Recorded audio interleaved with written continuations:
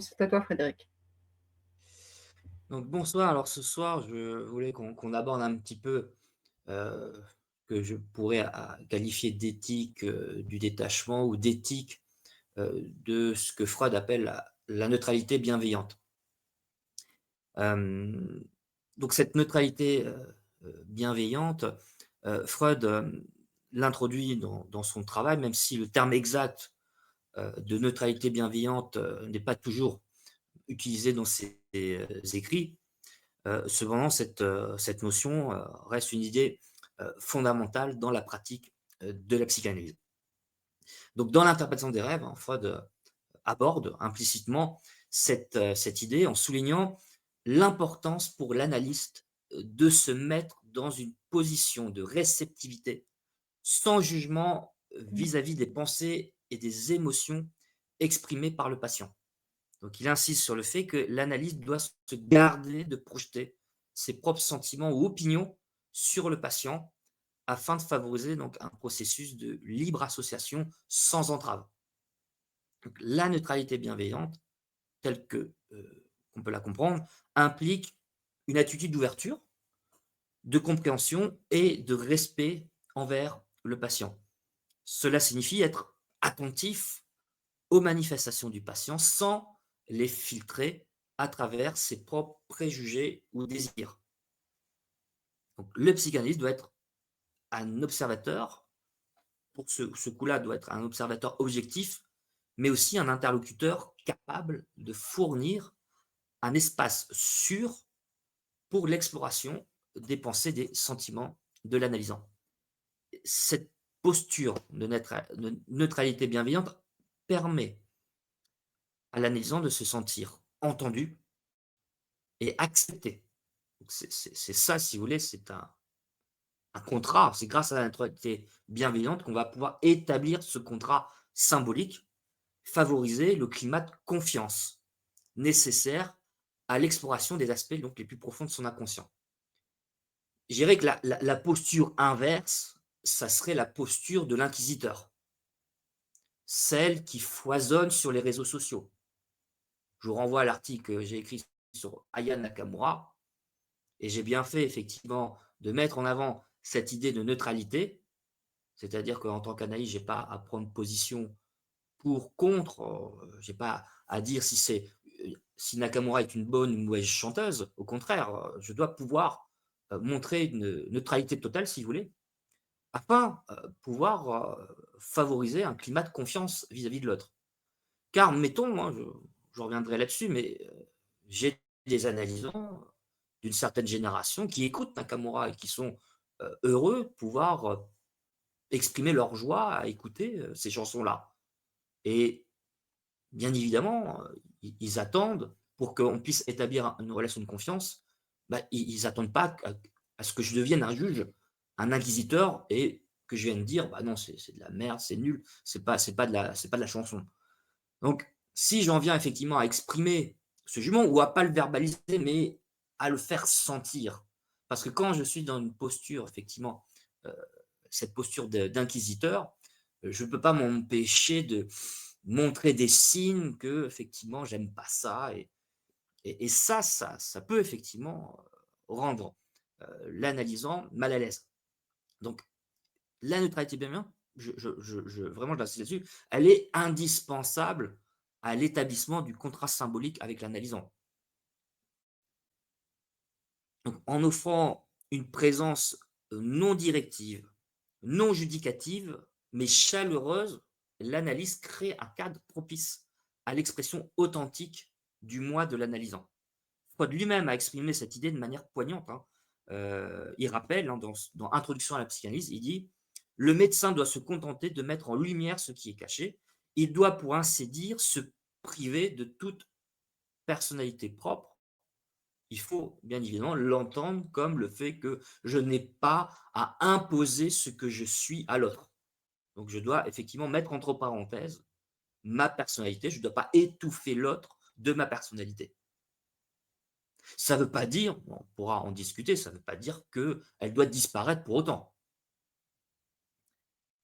Donc ça permet de souligner l'importance, hein, pour le psychanalyste c'est ça qui est très difficile dans notre pratique, de se dépouiller de son ego et de ses jugements personnels, de ses opinions, afin de permettre au processus analytique de se dérouler de manière authentique. En adoptant donc une attitude de neutralité bienveillante, l'analyste devient, si vous voulez, un accompagnant qui va faciliter l'exploration des couches les plus profondes de l'inconscient de l'analysant, sans imposer de direction préconçue. Donc, cette optique, la neutralité bienveillante implique donc une attitude, si vous voulez, de détachement émotionnel de la part de l'analyste, similaire aussi à celle d'un chirurgien pendant une opération. Hein. Donc, il y a quand même cette idée, effectivement, qui est associée chez Freud entre neutralité bienveillante et apathie. Donc, l'apathie, euh, en l'occurrence du chirurgien, donc sans se laisser distraire par ses propres émotions ou celles de l'analyste, l'analyste doit maintenir une distance émotionnelle afin de pouvoir interpréter objectivement les matériaux présentés par le patient. L'empathie existe, la sympathie également. Comme on souligne à l'APE, il y a différentes écoles, mais à l'origine, la psychanalyse, elle s'est développée à partir de cette corrélation entre neutralité bienveillante et apathie. Et important effectivement d'avoir en tête cette idée. Cette apathie donc n'est pas synonyme, si vous voulez, de désintérêt ou de froideur, mais plutôt, c'est déjà quelque chose vis-à-vis de soi-même. C'est une attitude professionnelle qui favorise une analyse rigoureuse et impartiale des contenus inconscients exprimés par l'analysant. Donc, en se tenant à l'écart de ses propres réactions émotionnelles, l'analyse peut donc aider l'autre à mieux explorer ce qu'il est lui-même. Alors, cette question d'apathie, ce qui va être intéressant, c'est qu'on va la retrouver sous une forme originelle, notamment chez les philosophes stoïciens, qui utilisent donc la notion de détachement en grec. Pour signifier le détachement, donc on utilise le terme apatheia. Donc, apathie, c'est effectivement cette idée de détachement. Donc chez les Grecs, le terme apatheia peut se traduire par impassibilité, absence de passion. Et pour les stoïciens, le détachement ne signifie pas donc l'absence totale d'émotion, mais plutôt une maîtrise de celle-ci afin de maintenir l'équilibre et la sérénité intérieure, ataraxie en grec, face aux événements extérieurs. Donc, parmi les stoïciens, on peut citer Sénèque, Épictète ou encore Marc Aurèle. Sénèque, dans ses lettres à Lucilius, insiste sur l'importance de la sagesse et de la maîtrise de soi pour atteindre l'apatheia. Il écrit: rien n'est difficile à qui a l'habitude de se maîtriser. Pour Sénèque, le détachement implique de cultiver une attitude de sérénité face aux vicissitudes de la vie, en acceptant avec calme ce qui ne dépend pas de nous et en agissant avec discernement dans les situations où nous avons un contrôle.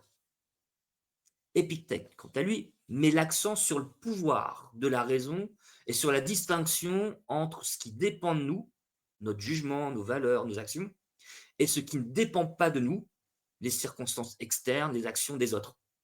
Il affirme: il est en notre pouvoir de ne pas laisser notre jugement embrasser ce qui ne dépend pas de nous. Pour Épictète, le détachement consiste à se libérer des passions et des attachements excessifs en reconnaissant notre capacité à choisir notre attitude face aux événements. Marc Aurèle, quant à lui, dans ses pensées pour moi-même, explore également la pratique du détachement dans le contexte de sa vie d'empereur romain, puisque je rappelle que Marc Aurèle était à la fois empereur et philosophe. Il écrit: si tu es distrait par quelque chose d'extérieur, ce n'est pas la chose qui te trouble, mais ton jugement à son sujet. Et pour Marc Aurèle, le détachement implique de rester centré sur ses principes et ses valeurs, même dans les situations les plus difficiles, en cultivant une conscience tranquille et une acceptation sereine de la réalité telle qu'elle est. La notion de détachement, donc chez les stoïciens, désignée par le terme apatheia, représente un idéal de sagesse et de maîtrise de soi face aux aléas de la vie. À travers les écrits de Sénèque, Épithète et Marc Aurèle, nous découvrons une invitation à cultiver une attitude de calme et de lucidité en choisissant avec discernement notre réponse aux événements et en demeurant fidèle à nos principes philosophiques et à notre nature rationnelle. Alors, il y a d'ailleurs, si vous avez l'occasion d'aller, par curiosité, d'aller feuilleter les programmes thérapeutiques qu'on trouve aux alcooliques anonymes ou aux narcotiques anonymes, vous verrez souvent que il y a une référence centrale, hein, au stoïcisme, et souvent est évoquée justement une célèbre formule qui est attribuée à un théologien américain qui s'appelle Reinhold Niebuhr et qui dit: «Dieu, donne-moi la sérénité d'accepter les choses que je ne peux pas changer, le courage de changer celles que je peux et la sagesse d'en connaître la différence». Et je sais qu'à chaque réunion des NA ou des AA, cette phrase est citée en guise d'ouverture justement aux réunions. Donc, intéressant effectivement, hein, parce que je rappelle que ces associations font un travail formidable avec les personnes addictes. Et voilà, il faut aussi souligner le fait qu'ils ont recours à des enseignements propres aux stoïciens. Et c'est vrai que dans la clinique des toxicomanes, le fait de pouvoir maîtriser ses émotions est quelque chose qui est crucial dans la cure. Parce que chez les personnes addictes, quand il y a des pics émotionnels, eh bien, effectivement, c'est ce qui va souvent engendrer le désir de défonce. Donc, c'est quelque chose qui est vraiment corrélatif. Alors, il y a une autre école philosophique qui est aussi de toute importance, c'est l'école des sceptiques, des philosophes sceptiques. Et dans cette école, donc, on utilise voilà, une notion qui est proche, hein, du détachement, mais il s'agit plutôt de la notion de suspension du jugement. En grec, c'est époqué, qui peut être traduit comme une sorte de mise entre parenthèses. Donc cette attitude de retenue, si vous voulez, intellectuelle, vise à s'abstenir de tout jugement dogmatique sur les questions métaphysiques, épistémologiques et morales. Donc les sceptiques, notamment Pyrrhon d'Hélice et Sectus Empiricus, ont exploré et défendu cette attitude de suspension du jugement. Pyrrhon, hein, qui est le fondateur, hein, de l'école sceptique, prônait le doute radical sur toutes les opinions et affirmations, affirmant qu'il était impossible d'atteindre la certitude absolue sur quelque chose. Donc il est impossible, je reprends l'exemple de Nakamura, il est impossible de savoir si c'est une bonne ou une mauvaise chanteuse. Je suis désolé pour les sceptiques, il y a un relativisme absolu. Il n'y a aucune vérité là-dessus. C'est complètement subjectif et voilà, une opinion personnelle, mais il n'y a aucune vérité là-dessus. Donc, Sectus Empiricus donc, a systématisé, si vous voulez, les enseignements sceptiques dans ses écrits, fournissant donc des arguments et des méthodes pour parvenir à la suspension du jugement. Dans la philosophie sceptique, hein, la suspension donc, du jugement est considérée comme un moyen aussi de parvenir à l'ataraxie et à la tranquillité d'esprit. En suspendant nos jugements sur ce qui est vrai ou faux, nous nous libérons des tourments et des conflits intellectuels qui découlent des opinions contradictoires. Vous comprendrez bien que si j'analyse les réseaux sociaux, c'est tout le contraire de ce que enseigne cette école. Pyrrhon donc exprime cette idée dans l'une de ses maximes: quand les choses apparaissent également probables, il est préférable de retenir son jugement. Cette maxime illustre l'importance de maintenir une attitude d'équilibre et de neutralité face aux opinions divergentes, sans se laisser emporter par une conviction préalable. Sectus Empiricus offre également donc des conseils pratiques pour parvenir donc à l'époquer. Il recommande de considérer toutes les opinions comme également plausibles et de suspendre son assentiment à toute affirmation jusqu'à ce que des preuves convaincantes soient présentées. Dans ses Contre les mathématiciens, Sectus Empiricus écrit: la suspension du jugement est la conséquence de la suspension de l'assentiment. Cette phrase résume l'idée selon laquelle la suspension du jugement découle naturellement de la suspension de notre accord avec les affirmations. Donc la suspension du jugement chez les sceptiques, désignée donc par le terme époqué, constitue une attitude fondamentale visant à cultiver la tranquillité d'esprit en suspendant toute adhésion dogmatique aux opinions. À travers donc tous ces enseignements, nous découvrons encore une fois une invitation à pratiquer un doute méthodique et à embrasser une attitude de retenue intellectuelle dans notre quête de vérité et de sagesse. Alors, on a aussi chez les Grecs anciens, donc chez les sophistes notamment, l'idée aussi d'un certain relativisme. Donc chez les sophistes, hein, donc il existe aussi hein, une certaine tendance à remettre en question la possibilité de parvenir à une vérité absolue ou universelle. Cette attitude de relativisme épistémologique, souvent désignée par le grec skepsis, se manifeste parfois sous donc, la forme d'un détachement, d'un renoncement à la recherche d'une vérité objective. Donc, parmi les sophistes qui ont abordé cette notion, on a Protagoras, connu pour sa maxime selon laquelle l'homme est la mesure de toute chose, de ce qui est, de ce qui est en train de devenir et de ce qui n'est pas.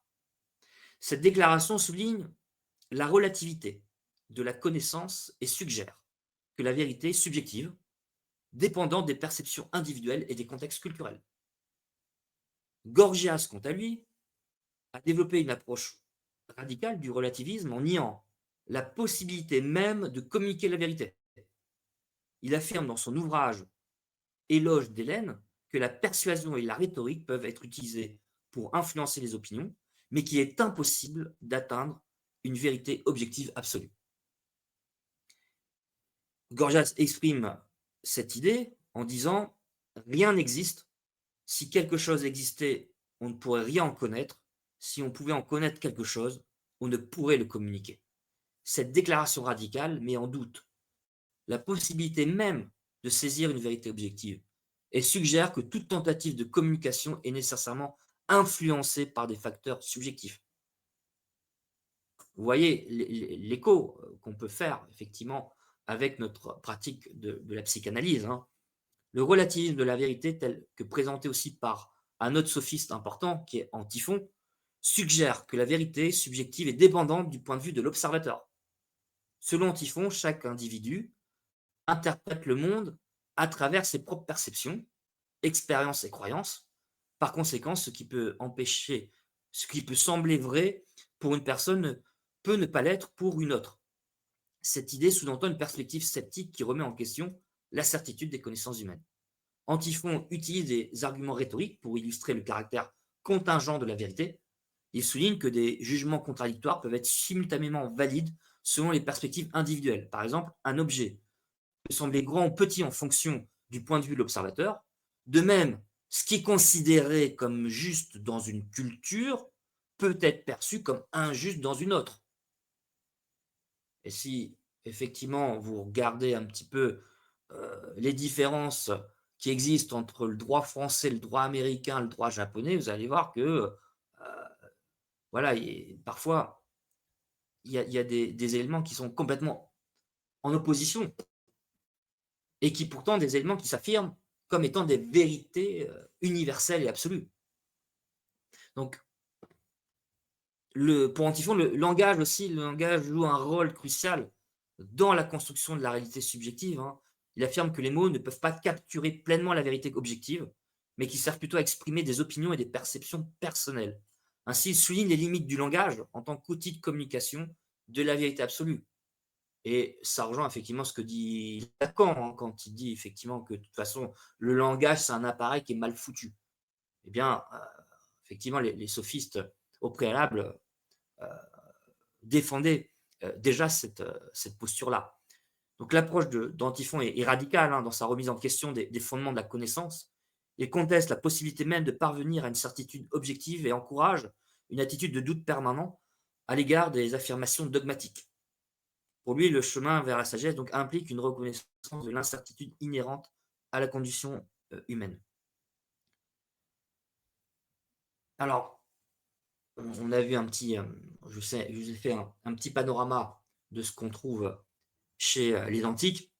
Là, on va basculer directement à l'époque contemporaine et je vais vous présenter la notion de neutralité donc axiologique chez le sociologue allemand Max Weber. Et là, ça va encore une fois nous permettre un petit peu de mieux comprendre la posture de Freud. Donc, chez Weber, la notion de neutralité axiologique est un concept donc fondamental de sa sociologie dite compréhensive. En allemand, donc, cette notion est désignée par le terme Wertfreiheit, littéralement liberté des valeurs. Donc, pour Weber, la neutralité axiologique implique que le chercheur, le sociologue, doit s'efforcer de comprendre et d'expliquer les phénomènes sociaux sans laisser ses propres valeurs personnelles influencer son analyse. Cela signifie que le chercheur doit adopter une attitude objective et impartiale envers son objet d'étude, même s'il peut avoir ses propres convictions et préférences en dehors de sa recherche. Weber argumente que bien que la science soit motivée par des valeurs, telles que la recherche de la vérité ou la quête de la justice, elle doit rester neutre sur le plan axiologique dans son travail empirique. Il soutient que les jugements de valeur ne peuvent pas être dérivés de faits empiriques et que la science doit se concentrer sur la description et l'explication des faits, plutôt que sur la prescription de ce qui devrait être. Donc, dans son célèbre essai La science comme vocation, Weber aborde la question de la neutralité axiologique en soulignant la nécessité pour le chercheur de séparer ses convictions personnelles de son travail scientifique. Il écrit: nous avons à distinguer soigneusement ce qui est l'affaire d'une science de ce qui est la valeur ou la position personnelle du savant. Donc Weber insiste sur le fait que la neutralité axiologique ne signifie pas que le sociologue doit être dépourvu de valeur, mais plutôt qu'il doit être conscient que leur influence sur son travail et s'efforcer de les mettre de côté dans son analyse empirique. Il reconnaît également que la neutralité complète est souvent impossible à atteindre, mais que les chercheurs doivent faire de leur mieux pour minimiser l'impact de leurs valeurs sur leurs recherches. Une autre citation de Weber sur ce sujet se trouve dans son ouvrage Économie et société, où il écrit: la valeur d'une connaissance se mesure à sa capacité à prévoir l'avenir. Cette affirmation met en avant l'importance de la neutralité axiologique dans la recherche scientifique en soulignant que la valeur d'une connaissance réside dans sa validité empirique et sa capacité à fournir des prévisions fiables plutôt que dans ses implications normatives ou éthiques.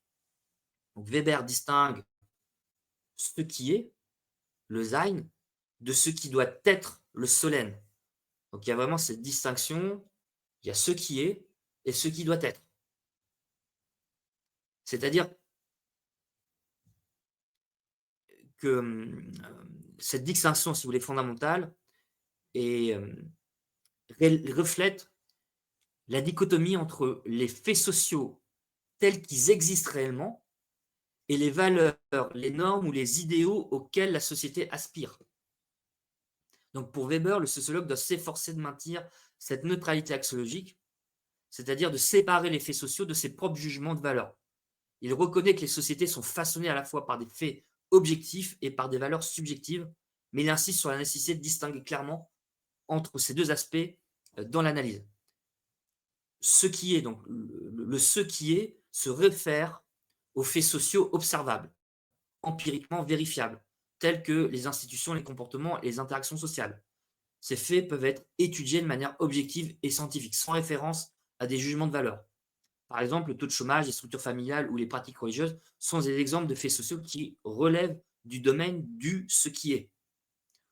En revanche, ce qui doit être fait référence aux jugements de valeur, aux normes et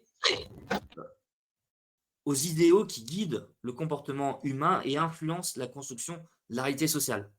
Contrairement à ce qui se concentre sur la description objective des faits, le ce qui doit être implique une dimension normative et morale.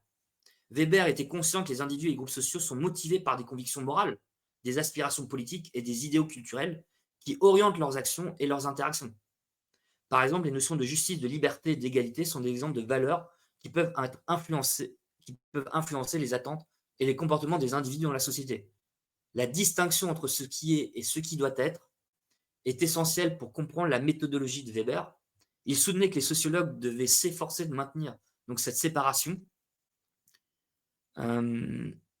Cependant, Weber reconnaissait également donc que la séparation stricte entre ce qui est et ce qui doit être était souvent difficile à maintenir en pratique.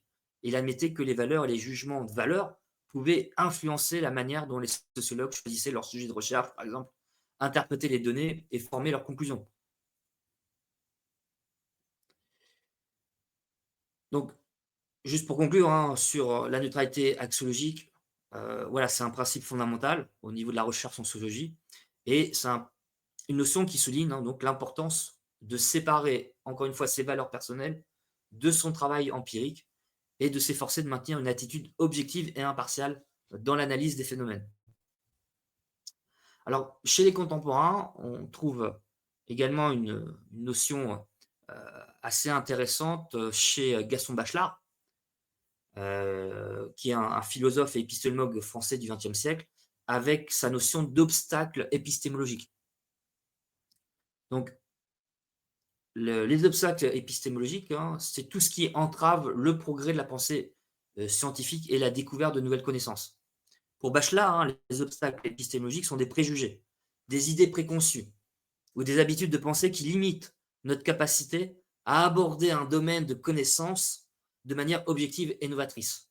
Ces obstacles peuvent provenir de notre éducation, de notre culture, de notre morale, de nos expériences passées ou de nos croyances personnelles.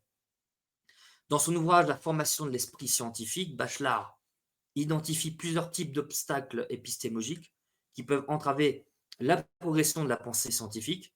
Parmi ceux-ci, on trouve l'empirisme, le dogmatisme, le rationalisme et le psychologisme. Chacun de ces obstacles représente une tendance à privilégier une approche particulière de la connaissance, souvent au détriment d'une compréhension plus profonde, plus englobante, plus nuancée du monde. Donc Bachelard soutient que ces obstacles doivent être surmontés par un travail critique et réflexif de la part du chercheur. Il préconise une rupture avec les cadres conceptuels et les paradigmes établis, ainsi qu'une ouverture à de nouvelles perspectives et de nouveaux modes de pensée. Pour Bachelard, hein, le progrès de la science repose, si vous voulez, sur la remise en question constante des certitudes établies et sur la disposition à explorer l'inconnu. Donc, Bachelard écrit: «Il n'y a pas de progrès de l'esprit scientifique sans lutte, sans conflit». Cette citation met en avant l'idée que le processus de découverte scientifique implique souvent des conflits avec les conceptions existantes et des luttes pour surmonter les obstacles épistémologiques. Donc une autre citation à ce sujet: «Il faut éviter les idées admises, les idées simples, les idées reçues». Cette affirmation donc souligne aussi l'important donc de remettre en question toutes les idées préconçues et les certitudes établies depuis notre éducation, afin d'offrir de nouvelles voies vers la découverte et l'innovation. Donc, si je prends un exemple, on va dire un exemple assez simple de ce que peut être un obstacle épistémologique assez basique, je prendrais le cas d'une arachnophobie dans l'étude des araignées. Donc un chercheur qui souffrirait d'arachnophobie, qui devrait étudier les araignées. Donc voilà, cette phobie, hein, constituerait, si vous voulez, donc un obstacle épistémologique dans l'étude des arachnides.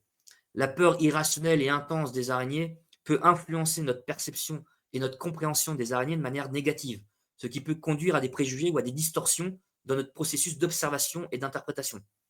Par exemple, une arachnophobie pourrait nous amener à éviter toute interaction avec les araignées, ce qui pourrait limiter les opportunités d'observation et d'étude.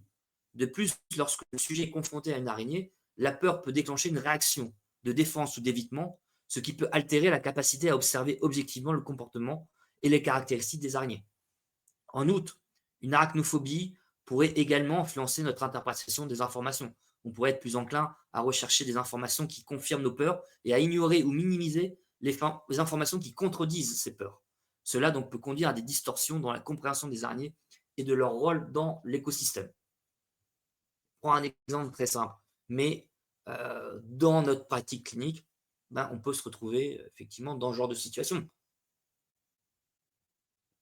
Par rapport à un patient qui me renvoie effectivement mes propres peurs, mes propres phobies. qui incarne ces peurs-là.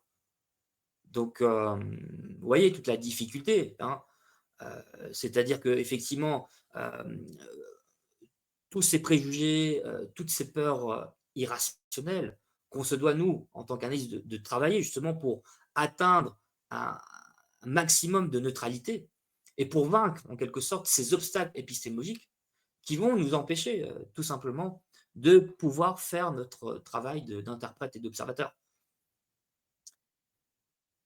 Donc tout ceci doit être aussi, à mon sens, corrélé à une autre notion, grecque qui est, très importante, qui est la notion de doxa. La doxa, c'est un terme grec qui désigne, l'opinion, le préjugé, la croyance commune, par opposition à une, connaissance vérifiable. Donc dans la philosophie grecque, hein, notamment chez Platon et Aristote, la doxa représente une forme de perception du monde qui repose sur des apparences ou des impressions immédiates, plutôt que sur une compréhension profonde et réfléchie des choses. Donc la doxa est souvent associée au domaine de la sensation et de la perception sensorielle, par opposition à une réflexion profonde, à une compréhension intellectuelle. Elle se caractérise par son caractère changeant et subjectif, influencé par les émotions, les peurs, les préjugés et les opinions préconçues. Chez Platon, hein, donc je rappelle que le- le- la pensée platonicienne, elle s'est érigée contre la doxa, contre l'ignorance, que chez Platon, il y a toute cette idée de combattre la doxa. De la même manière que Freud avait comme posture de combattre la névrose. Donc, on peut faire ici aussi une corrélation entre la doxa et la névrose, parce qu'elles se répondent assez bien, à mon sens. Donc, la doxa est souvent présentée chez Platon, hein, comme une forme inférieure de connaissance par rapport à ce qu'il appelle l'épistémé, qui est la connaissance vérifiable. Dans ces dialogues, Platon met en scène donc Socrate interrogeant ses interlocuteurs pour les amener à remettre en question leurs opinions préconçues et à accéder à une compréhension donc plus juste des choses. Pour Platon, donc, la doxa est associée au monde sensible et changeant des apparences, tandis que l'épistémé est associé au monde intelligible des idées. Aristote, donc, quant à lui, distingue entre la doxa et l'épistémé dans son œuvre. Pour Aristote, donc, la doxa repose sur des opinions non fondées et des croyances non vérifiées, tandis que la science repose sur des principes et des causes établis. Dans la société grecque antique, hein, la doxa était souvent valorisée comme une forme de savoir populaire et pratique, mais elle était donc critiquée, hein, par les philosophes comme étant insuffisante pour parvenir à une compréhension véritable de la réalité. Donc les philosophes s'efforçaient donc de transcender la doxa par le biais de la réflexion philosophique et de la recherche d'une certaine vérité. Donc la notion de doxa, elle est pertinente dans la pensée contemporaine, où elle est souvent associée à des idées telles que le sens commun. Et je pense que cette doxa, à mon sens, on la retrouve pleinement dans nos pratiques quotidiennes sur les réseaux sociaux. C'est essentiellement cette doxa qui va apparaître et non pas, je dirais, justement un ensemble de connaissances vérifiables. Internet est devenu le lieu privilégié de la doxa. Donc la doxa elle-même, hein, est un obstacle épistémologique, en ce sens qu'elle peut influencer notre perception et notre compréhension du monde de manière préjudiciable, en s'appuyant sur des opinions préconçues, des croyances non fondées et des préjugés. Donc la doxa peut nous empêcher d'aborder les questions finalement avec rigueur, avec objectivité. Donc elle peut limiter notre capacité à remettre en question nos propres convictions et à envisager des perspectives alternatives. En ce qui concerne donc la neutralité bienveillante, la doxa peut également, si vous voulez, jouer un rôle en nous empêchant d'adopter justement une attitude ouverte dans nos interactions avec autrui. Hein, si nous sommes influencés par nos propres préjugés ou opinions préconçues, il peut être difficile de faire preuve de neutralité bienveillante. Donc cela peut compromettre notre capacité à écouter activement, à comprendre et à soutenir les personnes avec lesquelles nous interagissons. C'est-à-dire que ça devient compliqué je reprends l'exemple d'Aya Nakamura, si j'ai une hostilité et que j'ai un patient voilà, qui me parle de cette relation avec cette chanteuse et qui me dit des choses qui sont à interpréter, eh bien, mon interprétation va être influencée justement par les préjugés que j'ai sur cette chanteuse. Donc, je vais être dans une posture très difficile et je vais pas m'en rendre compte parce que je vais être sûr de moi-même, sûr effectivement euh, de cette idée préconçue et ça va effectivement, en quelque sorte, gâcher la relation analytique. Donc, vous voyez là, toute l'importance de cette neutralité bienveillante. On est constamment mis à l'épreuve dans la société, sur les réseaux sociaux, dans la vie de tous les jours, puisque surtout dans notre culture européenne, où on a vraiment, je dirais, répandu cette pratique, hein, qui consiste toujours à critiquer son voisin, à répandre des rumeurs, à, je dirais, créer du fake, créer des faux semblants. Eh bien, on se laisse berner en quelque sorte par tout cela et on n'arrive pas finalement à analyser le phénomène. Je trouve que le phénomène, les réseaux sociaux présentent toutes sortes de phénomènes de cet acabit-là, que ça soit Nakamura, Depardieu, Pierre Palmade. On va prendre un bouc émissaire et effectivement, on va projeter ses peurs, on va projeter ses préjugés, ses représentations. C'est que de la subjectivité. Donc, il n'y a absolument rien d'objectif là-dedans, hein. Et à nous, effectivement, en tant qu'analyste, de pouvoir revendiquer cette posture-là.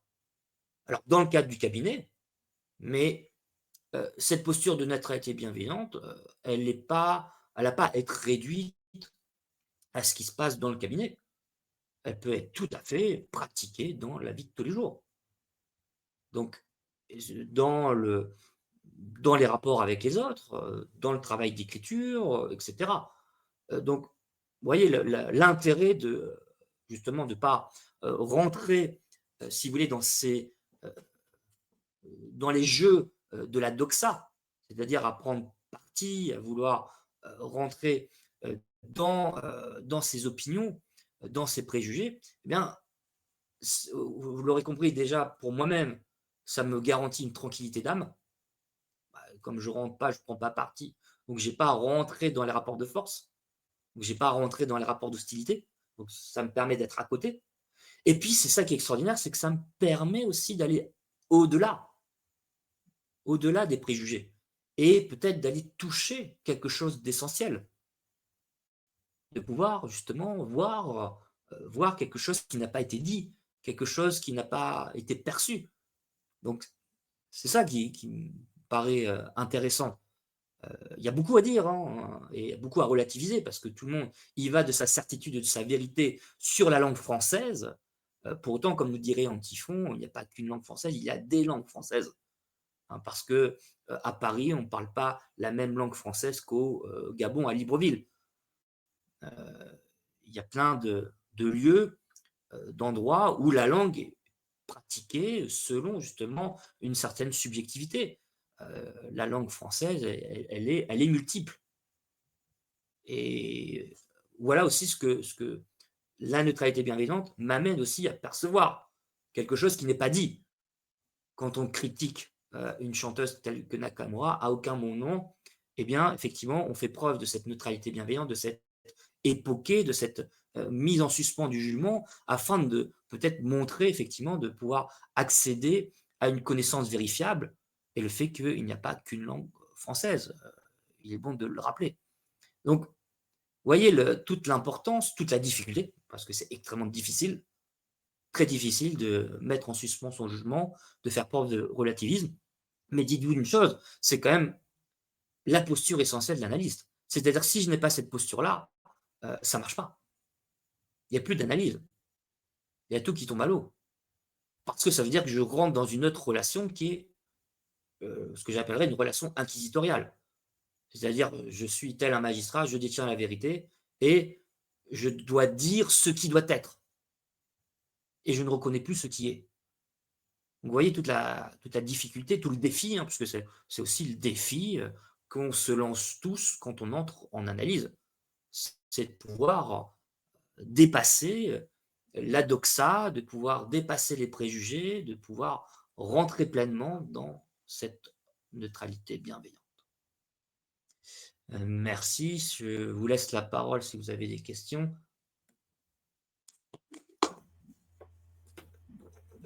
Merci Frédéric. Des réflexions, des questions. Qu'en pensez-vous de cette neutralité bienveillante, de la façon dont Frédéric l'a définie? Laurent. Oui, bonsoir Frédéric. Alors, Bonsoir Laurent. effectivement, les exemples qui ont été ton discours ont été un petit peu clivants pour moi, c'est qu'à de le dire. Euh, Récemment, il a été dit qu'il fallait séparer l'homme de l'artiste pour une certaine affaire. J'ai presque envie de dire que ne peut-on pas et ne doit-on pas séparer l'analyste de l'analyste citoyen une fois qu'il a quitté son cabinet? C'est-à-dire, effectivement, je te rejoins. Empathie, apathie, cadre bienveillant, neutralité absolue, c'est l'éthique et la déontologie de l'analyste en cabinet, qu'on soit pour ou contre tel ou tel discours du patient. Mais une fois que l'on quitte le cabinet, l'analyste devient citoyen dans la cité. Et il est heurté par des actions, par des violences, par des discours, et il ne peut pas échapper aux préjugés, au jugement, à l'analyse également, faire référence à l'histoire et donner un point de vue objectif et critique, Hmm. qui d'ailleurs n'a pas sa place dans le cabinet. Mais là, il a la possibilité, en tant que citoyen, de faire savoir ce qu'il entend et ce qu'il ressent et comment il le vit. Alors, je ne sais pas, est-ce que c'est un grand... Parce que la neutralité bienveillante, en dehors du cabinet, pour moi, en dehors du cabinet, quand on est citoyen, il y a un rapport de lutte. Certes, cette Hmm. tension psychique est déjà un rapport de lutte dans le cabinet. Elle s'accompagne de toute la pratique clinique et analytique qui constitue la psychanalyse. Aucun souci. Par contre, en dehors, nous devenons des citoyens où nous devons défendre des pans entiers de société ou des domaines dans lesquels il ne faut pas reculer. Euh, donc la neutralité bienveillante peut laisser place à une action, à des jugements, à des préjugés, à des expériences qui peuvent faire vérité en certains temps et en certains lieux. Donc c'est un petit peu l'observation que je ferai par rapport à ton discours et ça m'interroge. Le deuxième point, j'aimerais savoir, alors c'est plus théorique, parce que je m'impose depuis un certain temps et peut-être que c'est des termes que j'ai du mal à m'approprier. Est-ce que la psychanalyse est plus une méthode empirique ou phénoménologique? Ou les deux? Et est-ce que les deux peuvent s'associer? Merci Frédéric. Je vais répondre tout de suite à ta dernière question. Je pense qu'effectivement, les deux peuvent être associés. Et je pense qu'elles ont toujours eu de bons rapports amicaux, hein. Donc, que ça soit, enfin, Lacan fait souvent référence à la phénoménologie du Searle, enfin, il a connu Heidegger. Donc, il y a vraiment une proximité qui est vraiment intéressante, qui est là, et que effectivement, les deux approches, elles sont vraiment elles sont à mettre en parallèle, hein. Donc, là-dessus, effectivement, moi, j'abonde dans ce sens-là, hein. Donc, elles sont complémentaires, hein, l'une et l'autre, hein. En ce qui concerne effectivement il y a ce qui se passe dans le cabinet. Effectivement, là-dessus, on a, voilà, une posture éthique telle que je l'ai montré ce soir, bon, bah, effectivement, qui est celle-là. Ensuite, il y a ce qui se passe effectivement dans ma vie de citoyen, ma vie de père de famille. Et bah, là, effectivement, après, c'est la liberté de chacun, hein. Donc, c'est ce qui se passe dans la sphère publique, la sphère privée. Donc, chacun, bien évidemment, est libre de continuer à user de cette posture comme il l'entend. Je veux dire, voilà, je peux effectivement sortir de mon cabinet et voilà, rentrer effectivement dans une critique et puis m'adonner aussi à la doxa. Et si j'ai envie voilà, de passer une soirée et me dire, voilà, j'aime pas Nakamura, etc. Bien évidemment, je vais pas m'en priver. Voilà, j'aime pas ça. Bon, je le dis aussi, je suis transparent là-dessus. J'aime pas Nakamura. Bon, c'est pas ma tasse de thé. Mais pour autant, cette neutralité, elle va quand même servir. Elle va me servir dans certains rapports avec autrui. Elle va me servir avec mes enfants. Parce que ma fille me dit: «Ah ouais, mais moi, papa, il y en a comme moi j'aime beaucoup, je veux écouter la musique ce soir. Est-ce qu'on écoute ensemble?» Et là, on est sur quelque chose qui est très sensible parce que dans notre quotidien, on va aussi avoir affaire à ce genre de situation, à des rapports de force. Tu as raison, il y a des rapports de force. Toute relation est un rapport de force. La relation parent-enfant, la relation lesbienne, bien évidemment, c'est un rapport de force. Lacan l'a bien fait dire, tout mon désir, c'est le désir de l'autre. Donc là, effectivement, j'ai un pouvoir sur autrui, sur un enfant. Je peux l'empêcher d'écouter sa musique, je peux brider son désir pour imposer le mien. Parce que la limite, elle est là. C'est que la doxa nous conduit à une posture morale, à des interdits, parce que c'est ça dont il est question aussi, c'est d'interdire, de limiter, de brider, de casser le désir de l'autre. Alors que mon enfant attend qu'on crée un lien tous les deux et que peut-être que ce signifiant pourrait nous aider à établir un lien.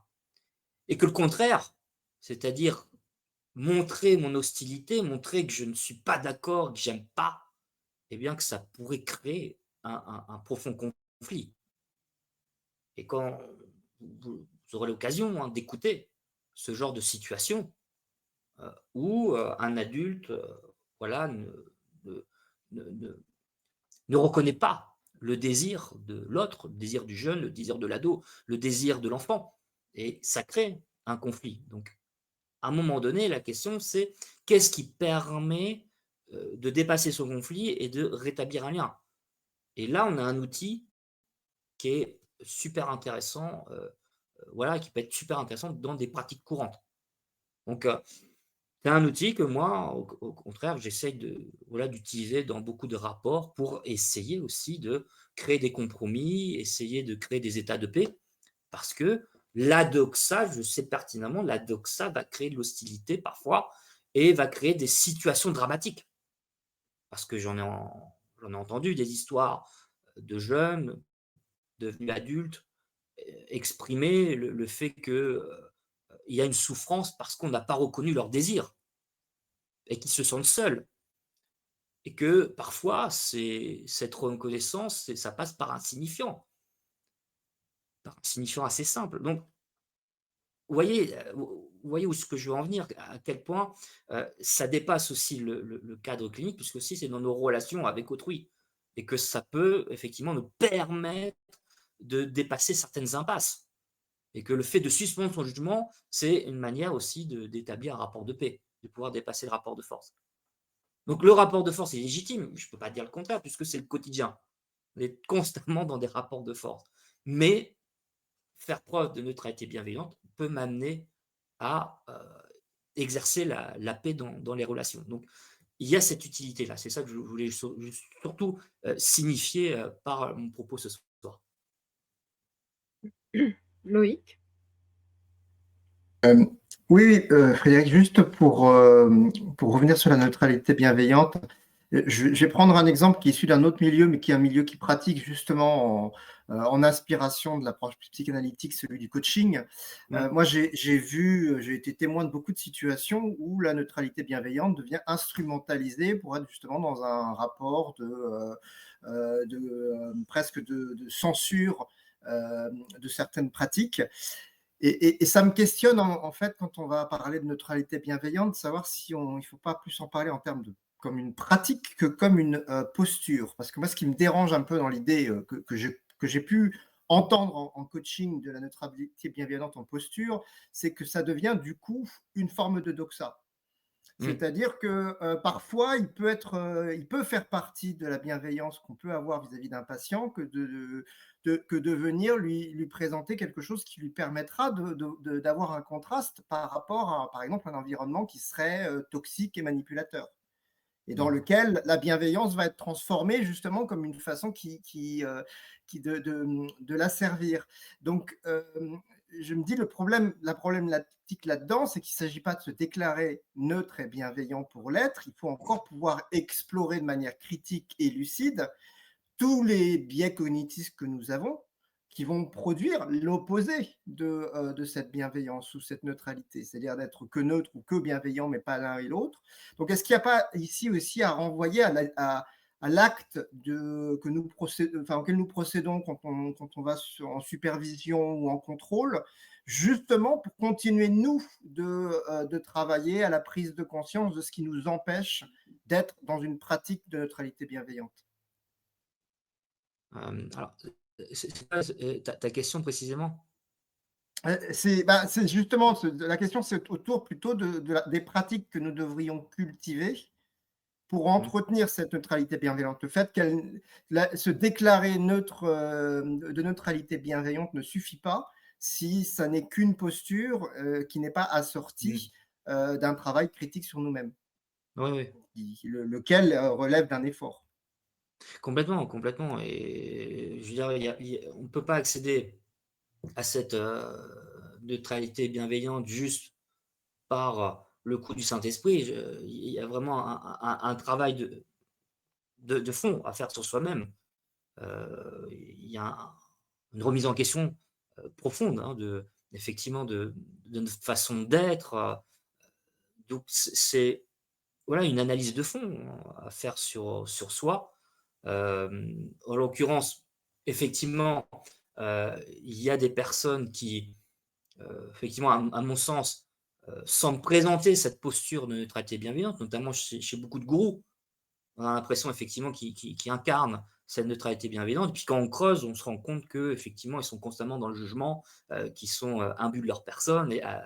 Donc, il y a effectivement en soi, il y a tout un chemin à faire sur soi hein, qui est colossal, qui est indispensable. On peut pas, c'est ce que disait aussi Épictète.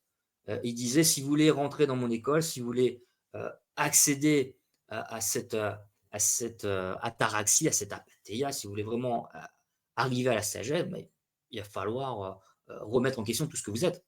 Il va falloir effectivement que vous acceptiez que vous êtes malade et que vous devez guérir. Donc il y a cette notion-là aussi chez les Grecs. Hein. Je renvoie également à Diogène qui mettait à l'épreuve ses élèves. Il disait, si vous voulez vraiment accéder à une certaine posture, si vous voulez vraiment l'incarner, bah, je vous défie de traverser toute Athènes avec, euh, avec du hareng accroché à vos vêtements, hein, et je vous défie de circuler comme ça dans la population. Donc, il mettait effectivement les élèves à l'épreuve en disant est-ce que vous arrivez à remettre en question vos certitudes, vos normes, et justement à transgresser. Donc peut-être effectivement, je dirais que euh, ça demande de faire un travail sur soi, ça demande d'être transgressif vis-à-vis de notre éducation, vis-à-vis de tout ce qu'on a appris à l'école. Ça vise à désapprendre hein, totalement. C'est quand même pas rien de remettre en question aussi tout ce qu'on a appris. Donc, effectivement, avant d'incarner cette posture-là, je crois qu'au préalable, il y a tout un cheminement, un travail de fond qui est éprouvant, qui est pas très drôle en soi, puisque ça veut dire aussi, prendre un risque. C'est ça aussi. C'est-à-dire que si vous voulez accéder, il va falloir prendre le risque de non seulement se faire critiquer par l'autre, mais aussi de se faire annihiler par l'autre. Puisqu'on va être, si on remet en question les normes établies, ça veut dire, c'est ce que dit Platon par rapport au mythe de la caverne, c'est-à-dire qu'on va attirer la foudre des autres. Donc on va être rejeté aussi. C'est ça aussi qui est difficile. On prend un risque. C'est d'ailleurs ce qui arrive à Platon quand il est reçu par Denis le tyran, Denis de Syracuse, et qui veut justement être sincère, être honnête, et qu'il dit ce qu'est pour lui le juste et l'injuste, et qui, en gros, dit à Denis que sa pratique gouvernementale relève de l'injustice. Et là, immédiatement, il est vendu comme esclave. Donc, dire, être sincère, avoir une posture qui va à l'encontre des faux semblants, c'est prendre un risque. Donc, ça demande un courage, ça demande d'affronter des peurs. Donc, effectivement, c'est voilà, pour, je pense, arriver à cette neutralité bienveillante, il y a toute une initiation à affronter.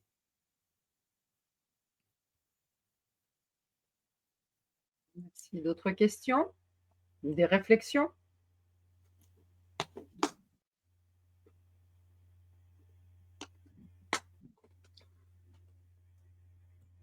Aucune main ne se lève. Ah si, Marie-Claude. Ah, Marie-Claude, mais je crois qu'elle a mis un message. Je vais essayer d'aller voir son message. Que faire si un patient éprouve de manière épouvantable notre empathie et ou bienveillance? Arrive-t-il qu'on doive mettre fin à une relation thérapeutique? Marie-Claude se pose cette question. Alors oui, bien évidemment, il faut pouvoir en parler. Parfois, voilà, notre façon d'être peut être ressentie comme quelque chose d'étouffant pour l'autre.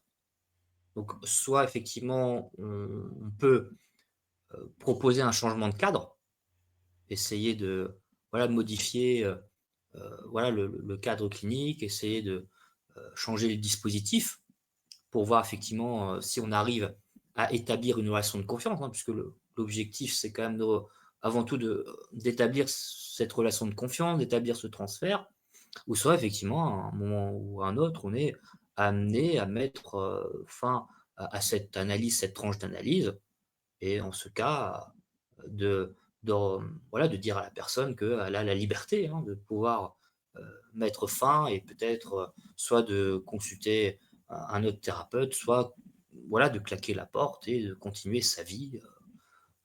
Voilà. De toute façon, il n'y a pas de, il y a pas un impératif. Je veux dire, on n'a pas à contraindre l'analysant à poursuivre le travail. Par contre, il faut pouvoir en parler, en discuter. Mm. C'est important de pouvoir toujours, avant tout, parler pour qu'on puisse aussi verbaliser ce qui n'a pas été dit. Que souvent, c'est, voilà, je veux arrêter l'analyse, mais on sait qu'il y a des choses à discuter, il y a des choses à approfondir. Et au moins, il faut que ça soit verbalisé. Enfin, c'est mieux pour tout le monde qu'on puisse quand même mettre carte sur table et au moins clôturer l'analyse en ayant, j'irais, pouvoir faire révéler quelque chose de tout ce qui a été quand même accompli. Parce que ça matche ou que ça ne matche pas, je dis toujours que c'est toujours quelque chose dans l'histoire de l'analysant, c'est toujours un plus. C'est toujours quelque chose qui pourra être travaillé. Si ce n'est pas aujourd'hui, ce sera demain. Donc, m'arriver effectivement de commencer une analyse avec, avec des thérapeutes et d'arrêter au bout de 3 séances. Mais pour autant, il en est resté des choses très intéressantes. Il en est resté quelque chose. On ne s'est peut-être pas entendu, mais voilà, il y a quelque chose quand même qui en est ressorti et qui m'a beaucoup aidé, finalement, dans mon chemin personnel. Donc, voilà, ça fait partie effectivement de ce qui se passe dans la pratique psychanalytique, hein. Voilà, c'est pas un long fleuve tranquille. Il y a des ruptures, des coupures, des sutures, voilà, des reliances. Voilà, c'est ça qui est intéressant, hein. Encore une fois, il faut accepter ce qui est. Donc, encore une fois, j'en reviens à la neutralité bienveillante et à la neutralité axiologique de Weber, accepter ce qui est et non pas s'obstiner à ce qui doit être. Mais voilà, c'est plus simple d'accepter ce qui est, plutôt de forcer les choses et de toujours vouloir se battre pour ce qui doit être. Parce que ça peut être éreintant, fatigant et briser aussi le rapport que j'ai avec autrui. Ça peut effectivement être déglinguant, si vous voulez. Donc parfois, effectivement, accepter ce qui est, non seulement ça peut être opposant, mais ça crée aussi ça crée de la reliance.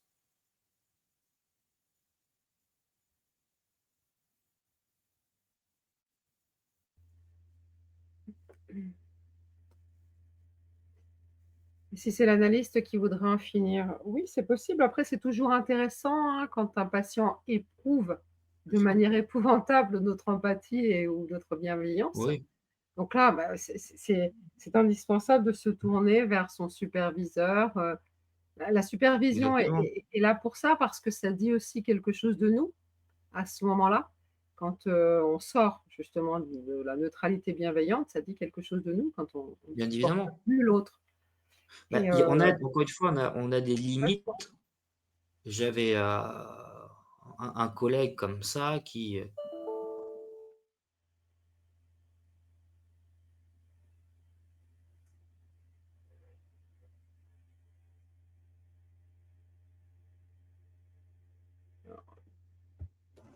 Frédéric, où es-tu?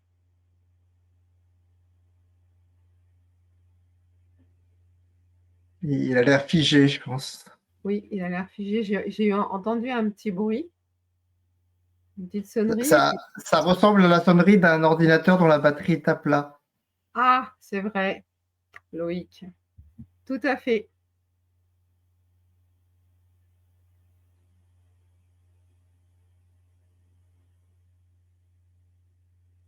Je un petit message.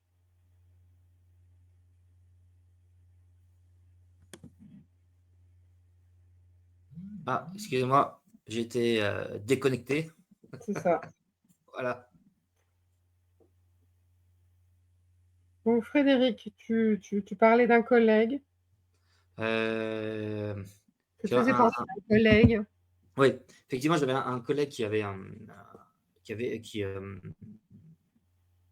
la première fois qu'il recevait un patient toxicomane et il avait, ouais, une aversion profonde, vis-à-vis, voilà, des toxicomanes et en fait, il n'y arrivait pas.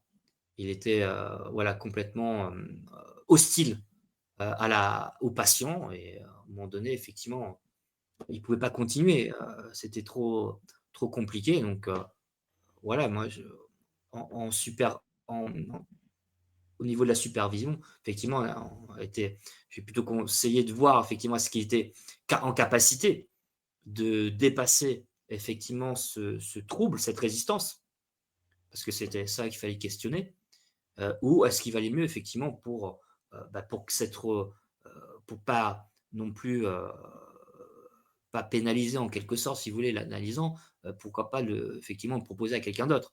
Donc Mmh, il faut aussi parfois pas hésiter, hein, à dire les choses et à pouvoir conseiller d'autres alternatives.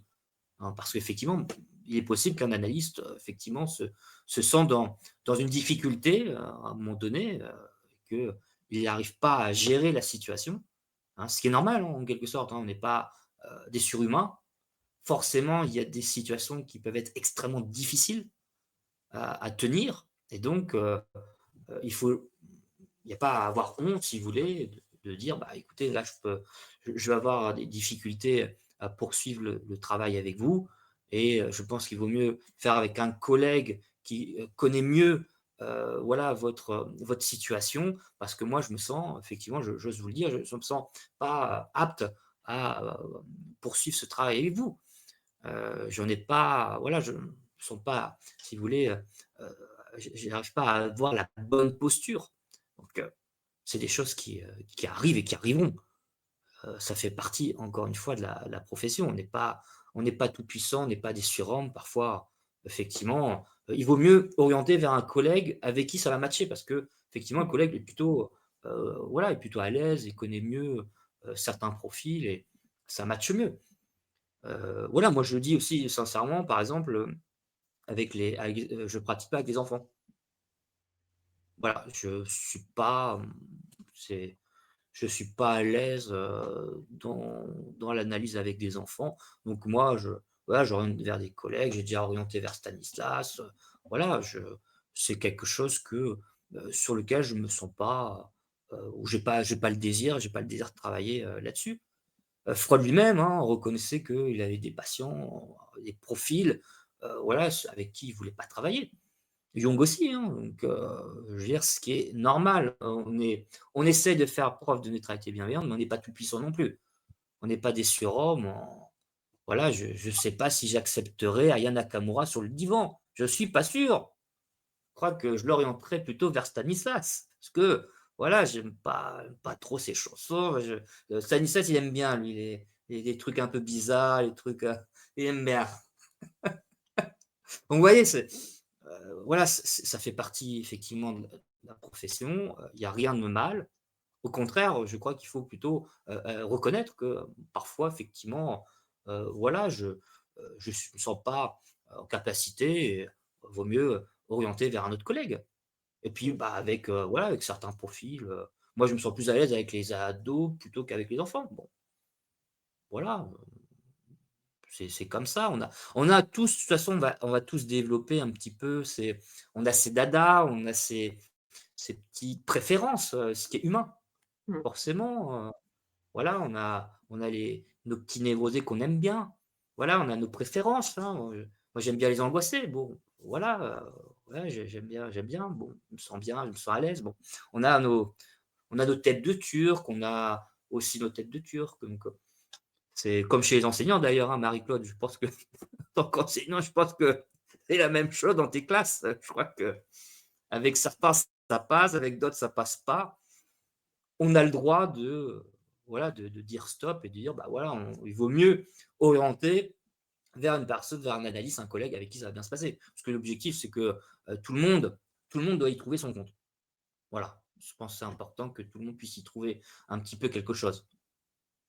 Et je pense que c'est même, si on est trop dans la contrainte en tant qu'analyste, voilà, ça, forcément, ça n'ira pas et ça ne permettra pas vraiment d'établir une relation de confiance. Donc ça sera contre-productif. Mmh. Donc il faut que je puisse reconnaître mes limites. Voilà. En tant qu'analyste, on a des limites, tout simplement.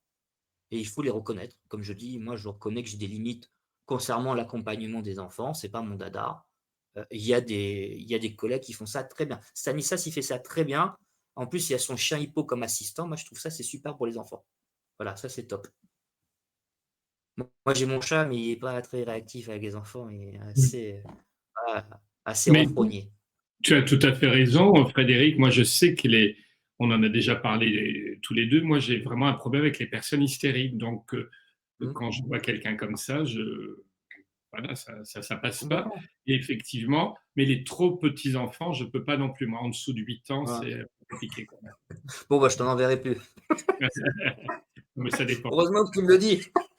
Non, mais trop petit, c'est pas facile non plus. Mais on est tous comme ça. Puis quand on le sait, Mmh, faut tout de suite le dire d'une manière tout à fait. élégante à la personne que de trouver quelqu'un d'autre. Il y a toujours une manière diplomatique d'envoyer ou quand les Mmh, personnes ont des pathologies. C'est pour ça que je dis souvent aux apprenants d'avoir dans nos réseaux personnels quelqu'un qui s'occupe de la tête, du ventre, un cardiologue, parce que souvent les patients, ça les aide d'aller voir quelqu'un d'autre.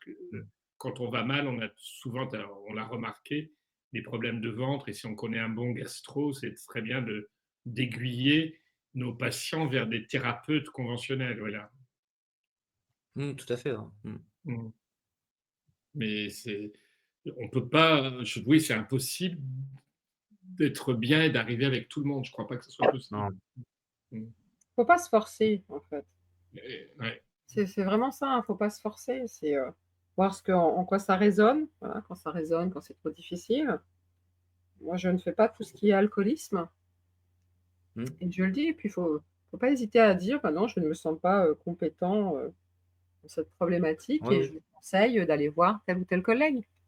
Mm. Voilà, tenez les numéros de téléphone parce que faut pas non plus, mettre à la rue quelque part, jeter Mm. la Tout personne. à Il faut fait. l'orienter toujours, qu'il y ait un fil. Mhm. Mmh. Bah, j'en reviens sur la neutralité axiologique, c'est encore une fois accepter ce qui est, Mmh mh. accepter ce que je suis et non pas me forcer à ce qui doit être et me dire, heu: «J'ai une représentation, du psychanalyste, il doit être comme ci, comme ça, donc il faut que je rentre dans la case, donc absolument je dois répondre à tous les problèmes», vous Mmh. voyez? Parce qu'on va aussi être influencé par, une certaine image, par ce qu'on a vu, de ce qu'on croit percevoir de l'analyste idéal et on va imaginer ce qui doit être. Mmh. Et donc, on va vouloir à tout prix parfois se forcer, faire du forcing. Et je crois qu'au contraire, il faut accepter ce qui est et accepter ce que nous sommes avec aussi nos limites. Hein. Donc, et ça, c'est important d'avoir cette sincérité envers soi-même, hein. C'est ce qui permet de faire du bon travail. Parce que dès l'instant où je veux trop en faire, où je veux vraiment correspondre à un idéal, un modèle, je pense que c'est là où on se casse la gueule, hein. c'est clair. C'est-à-dire, je l'ai vu, hein, chez les Lacaniens, tous ceux qui ont voulu imiter Lacan, qui se sont dit, ouais, il faut que je fasse comme ça, parce que Lacan, il faisait comme ça, donc c'est comme ça qu'il faut faire. C'est comme ça que ça doit être. En fait, c'est là où ça devient casse-gueule, hein. Parce que là, on se respecte plus soi-même. Là, effectivement, on part aussi plus dans un délire qu'autre chose qui va venir nuire à la relation. Donc, il faut vraiment, je pense, se respecter soi-même, hein. Donc, nous sommes faits de limites et de failles, et il faut le reconnaître. Parce que ça, je l'ai entendu de certains collègues me dire: «Ah mais non, on ne peut pas dire qu'on a des failles, des limites, voilà, on doit être au-dessus», et cetera. Je fais: «Attendez», je dis: «Non, j'ai plein d'incertitudes, j'ai plein de failles, bah, faut les accepter». C'est ça qui fait qu'on a une relation de confiance. C'est que c'est pas de dire que moi, Frédéric Vincent, je suis psychanalyste, j'ai plus de névrose, j'ai tout guéri, ça y est, je suis sorti, c'est moi le meilleur, c'est moi le plus beau. Ça peut pas marcher. Il faut aussi que je montre que moi-même, voilà, j'ai des casseroles, j'ai des casseroles au cul, comme on dit. Donc, faut pas, faut pas rentrer dans la mauvaise foi. Je trouve qu'il faut quand même avoir cette honnêteté intellectuelle, de dire que on n'est pas tout propre, qu'on a des limites, qu'on a des failles. Il faut, je pense, à un moment donné, c'est ça aussi le travail en analyse, c'est pouvoir assumer tout ça.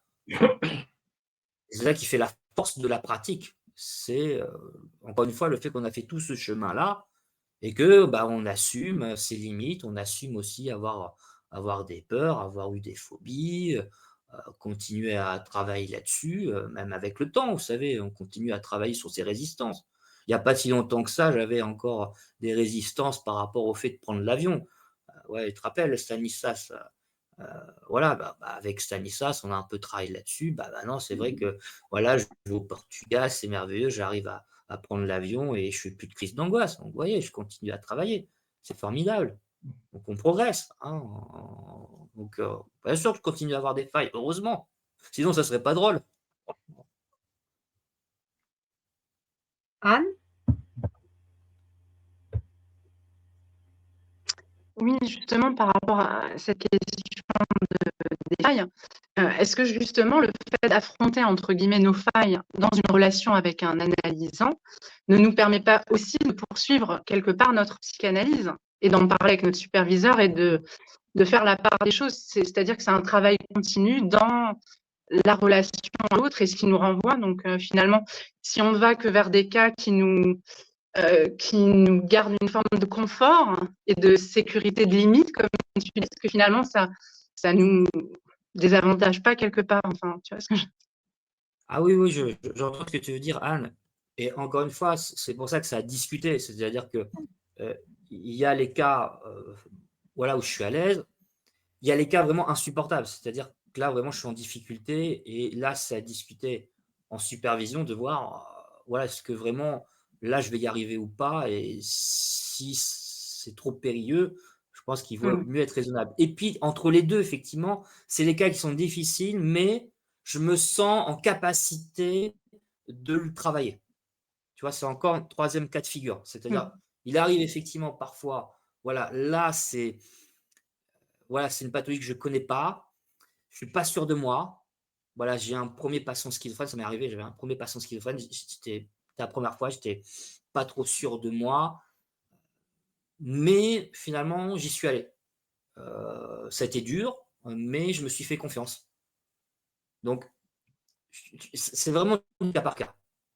Donc, c'est pour ça que là-dessus, c'est effectivement mon superviseur à l'époque qui m'a beaucoup aidé voilà, en me donnant aussi les outils et en me disant: «Vas-y, tu peux y aller, il y a aucun problème», et donc on a pu en discuter, mais c'est vraiment du cas par cas.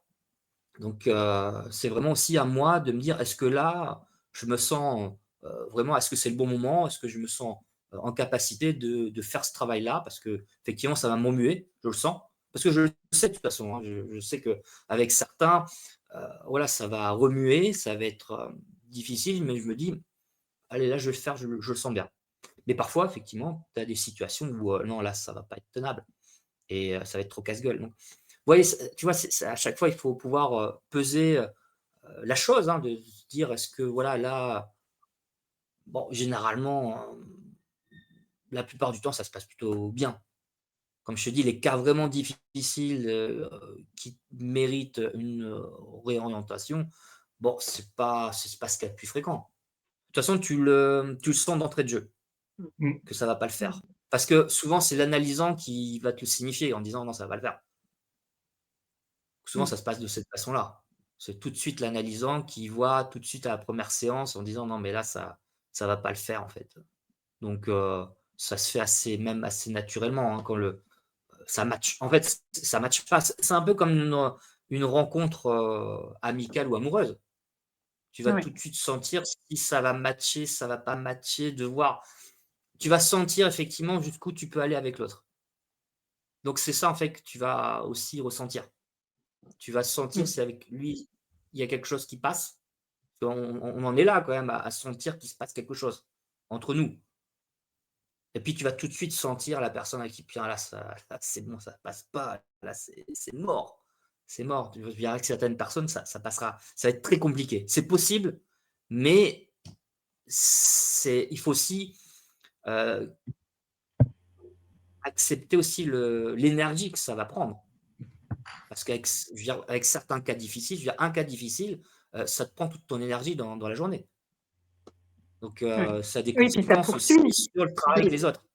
Et puis le travail, enfin, j'imagine que le travail psychanalytique, une fois qu'on a fermé le rideau et comme toute personne qui dans la journée vit des relations, parce que c'est quand même dynamique la psychanalyse, donc ça continue aussi d'agir à l'intérieur de soi, même si, enfin, Mmh. tu vois, Ah complètement. donc voilà, c'est l'énergie du moment, mais ça continue aussi à travailler un peu. Certains cas, Ah bien j'imagine, sûr. Ah beh, tu peux faire parce des que ça fait bouger des choses en contre-transferts. nous et il y a aussi Tu la as des volonté de, contre-transferts, voilà. tu peux être possédé par un analysant aussi, hein. Tu peux être en cas de possession où tu arrêtes pas d'y penser, que ça la nuit tu y penses, ça t'empêche de dormir et donc voilà, tu peux aussi te retrouver dans ce genre de difficultés et ça empiète aussi sur le travail avec tes autres analysants parce que du coup, tu es tout le temps en train d'y penser même quand tu écoutes d'autres analysants donc tout est tout est possible, hein, au niveau de la pratique, hein, vraiment et puis tout arrive, hein, effectivement, donc heu c'est pour ça que c'est, voilà, important de, pouvoir aussi parfois dire: «Bah, non, mais là, attention, en ce moment», de voir par rapport aussi par rapport à ta charge, globale. Mmh. C'est-à-dire moi aussi, je vois aussi par rapport et ça, c'est important, c'est-à-dire que, si je tourne à 30 patients par semaine, pour moi, déjà, ça fait beaucoup. Donc est-ce que j'accepte encore quelqu'un d'autre? Parce qu'il y a aussi ces aspects, numériques. Parce que le nombre, il y a aussi la question du nombre, parce qu'on ne peut pas accepter tout le monde non plus, parce qu'à un moment donné, on peut aussi avoir une limite, numérique. Mmh. Bon et après ça dépend chacun. Moi, je sais que le père Nasio, lui, il enchaîne de 7 heures du matin jusqu'à 22 heures. Il fait ça du lundi au samedi et il fait je sais pas, il y a quoi 100 consultations par semaine. Mais c'est un fou du boulot. Mais moi, je peux pas faire ça. Lui, il est exceptionnel. Il travaille même le dimanche. Non mais je me demande, la question c'est quand est-ce qu'il travaille pas lui? Il est tout le temps au bureau. Donc ça se dépend aussi de chacun. Moi je suis pas capable de faire ce que fait le docteur Nazio. Je veux dire, il a une capacité de travail qui est c'est juste hallucinante quoi. Donc il faut aussi, écouter, encore une fois ses limites, aussi s'adapter à ce que nous sommes, le moment, est-ce que, voilà, on est capable ou pas voilà, on est tous différents, donc forcément, on va pas avoir le même rapport, on va pas avoir la même sensibilité, et il faut encore une fois respecter ce qui est, respecter ce que nous sommes. Donc ça sert à rien de se dire: «Encore une fois, il faut que je fasse quand même de Tornasio, donc il faut que je travaille de 7 heures du matin à 22 heures. Du genre non, mais attendez, si vous commencez à faire ça, vous allez vous casser la gueule. Il faut respecter, chacun est ce qu'il est, moi, on a des collègues qui me disent: «Moi, je ne fais pas plus de 10 analysants par semaine». Voilà, je ne veux pas plus, parce qu'après moi j'arrive pas à gérer mon quotidien, j'ai aussi ma vie à côté. faut aussi pouvoir voilà, essayer de trouver un équilibre. Hein, donc, ça se fait au cas par cas. Hein. Je veux dire, clairement, il y a pas une recette miracle qui marche pour tout le monde. Hein. C'est que des situations vraiment très différentes. Hein. Oui, oui. Comme chaque cas clinique, finalement. Mm. En fait, il faut être à l'écoute comme on est à l'écoute, enfin, l'écoute de soi, l'écoute de l'autre. Si déjà on sait s'écouter, on est plus apte à écouter l'autre aussi, j'imagine, alors que quand on. Enfin, Complètement. Complètement. Si tu te respectes, si tu t'écoutes vraiment bien, ça garantit de bonnes conditions de travail. Mais si tu es têtu, tu dis: «Ouais, non, je me suis donné un objectif, il faut que je fasse comme ci, comme ça, il faut que ça rentre dans la case», heu, ce que je dis, je veux dire, ceux qui ont voulu imiter Jacques Lacan, ça a de c'est catastrophique. Donc même il ceux faut qu'on. vraiment faire selon ce que tu es. Ne pas imiter les autres, ne pas vouloir rentrer dans un modèle, mais vraiment respecter ta façon d'être, je crois que c'est important. Respecter son style. Aussi au niveau, je dis un truc tout con, mais au niveau de sa façon de se vêtir. Parce que j'en ai entendu en me disant: «Ouais, il faut que je mette un tailleur, un costard cravate, la pipe». J'ai dit: «Non, mais La vous barbe. vous vous habillez comme vous voulez. Vous êtes pas vous pouvez mettre un t-shirt, vous pouvez mettre ce que vous voulez, vous êtes soyez libre». Je veux dire, vous avez aucune, obligation, au contraire. Je crois que, plus vous êtes vous-même et plus la pratique psychanalytique, elle marche.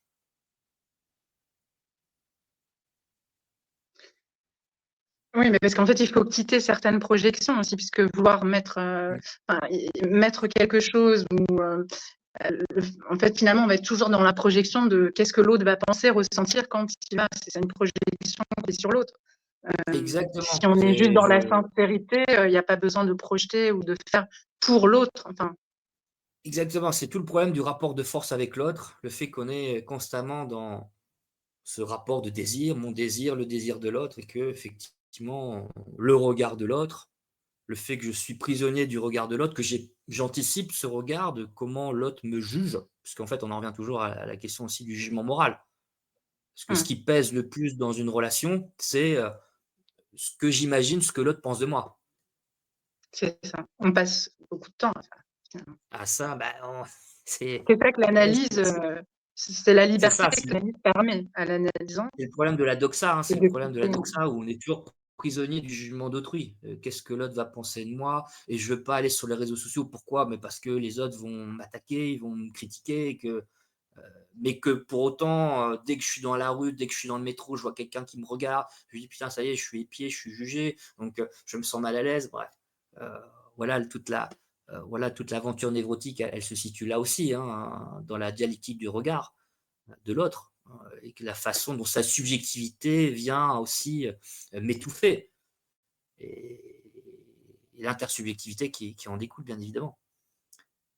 Donc la neutralité bienveillante, la neutralité axiologique pour sortir de ça, tu vois? Mmh. Sortir de ce marasme intersubjectif et justement pouvoir trouver un peu de la tranquillité d'âme et vivre, voilà les relations on va dire de manière, plus sereine, hein, parce que c'est surtout ça le but de cette posture, c'est que ça soit plus serein. Mais justement, par contre, j'avais une question par rapport cette neutralité. C'est que, enfin, maintenant, avec ma très maigre expérience, c'est que parfois la personne va être en demande de conseils, hein, ça va être réellement une demande en attente enfin même des fois c'est explicite, de conseils, et cetera. Donc c'est là où c'est vraiment un art, heu, qui Mmh. j'imagine, se peaufine au fil des expériences, avec les patients, mais c'est très délicat de ne pas forcément répondre à la demande et en même Mmh. temps, on sent que la personne a besoin, mais c'est tout ce travail de si je dis ça, ça va faire ça comme enfin, voilà, ne pas influencer sans, enfin, c'est compliqué quand même. Ouais. Bah, encore une fois, cette neutralité axiologique, elle te permet, de toujours rebondir puisque tu peux, la personne, elle veut une réponse précise et au contraire, tu peux toujours avoir, telle la posture dont ils font, tu peux, bah, tu peux poser des questions, tu peux Ouais, oui, l'amener répondre à par une question. interroger donc en fait, tu peux toujours rebondir, c'est ça qui est génial, c'est que, justement, tu es pas obligé d'accepter le jeu l'analysant te pose une question et forcément, il y a une réponse qui soit claire et distincte et que c'est soit un oui, soit un non. Non, justement, tu n'es pas obligé de jouer ce jeu-là, ce jeu qu'on joue tous dans la vie citoyenne, parce qu'on nous demande que ce qui doit être dit doit être argumenté, positionné, tranché. Non, tu n'es pas obligé. Tu n'es pas obligé de trancher. Justement, on a cette liberté-là de pouvoir nuancer les choses, de pouvoir exprimer différents points de vue. C'est ça qui est intéressant. Oui, c'est là l'art, vraiment, je pense que du coup de l'analyste, c'est d'être dans la finesse et de renvoyer en fait quelque part, puisque finalement, c'est aussi ça la dynamique. Oui, voilà, on n'a pas cette contrainte de forcément aller dans le sens de l'analysant. On a notre liberté, tu vois, c'est ça qui est intéressant. Parce que à la fois l'analysant va vouloir que tu rentres dans son désir, que tu reconnaisses, mais aussi que tu ailles dans le même sens que lui. Et on a cette liberté, effectivement, de garder aussi notre posture et de ne pas forcément aller dans le sens de l'autre. Et c'est là où c'est intéressant, justement. C'est qu'on n'est pas dans la séduction, on n'est pas comme les amis. C'est-à-dire, on n'est pas là pour... Voilà, on n'est pas là pour faire plaisir, on n'est pas là pour jouer du violon. On reste dans sa posture, dans sa sincérité, et puis on peut répondre à des questions et être sincère et expliquer effectivement notre démarche. C'est ça qui est intéressant. C'est-à-dire que, encore une fois, ça revient toujours à une sorte de neutralité bienveillante. C'est-à-dire que les gens attendent souvent des réponses et pensent que tu vas avoir une opinion tranchée. Eh bien, notre opinion, elle n'est jamais tranchée. Tu vois, c'est toujours une réflexion en fait qu'on apporte. Oui, bien sûr, oui. Quelque chose d'ouvert, pas de fermé. Justement, en plus, la liberté qu'on prend, c'est une liberté qu'on offre quelque part à l'autre, puisque du coup, je parle surtout, c'est vrai que je parle de miroir, mais j'ai l'impression quand même qu'il y a un grand jeu de miroir finalement, mais qui s'enrichit au fur et à mesure. Je sais pas si je suis un peu. Ouais, non, complètement. Complètement. Mais bon, en début de pratique, c'est quand même. Parfois, on est pris au dépourvu. Enfin, tu vois, c'est des choses peut-être qu'on n'a pas l'habitude de voir venir aussi. Je pense qu'après, avec l'expérience, il y a quand même déjà vécu plusieurs situations et on est peut-être. Enfin, c'est comme du bon vin, ça se fait dans le temps, quoi. Ouais, non, complètement, ça se fait dans le temps et voilà, c'est ta pratique, tu vas la façonner tout le temps de ta pratique, hein. Elle évolue. C'est pas quelque chose qui est figé dans le marbre, hein, c'est quelque chose qui évolue. Ça qui est intéressant d'ailleurs, hein. Je veux dire, l'analyse que je suis aujourd'hui n'a rien à voir avec l'analyse de mes débuts, d'il y a plus de 10 ans. Voilà, c'est effectivement, j'ai évolué et je vais encore évoluer. Donc c'est ça qui est intéressant justement, c'est de voir comment tu vas évoluer. Oui, merci.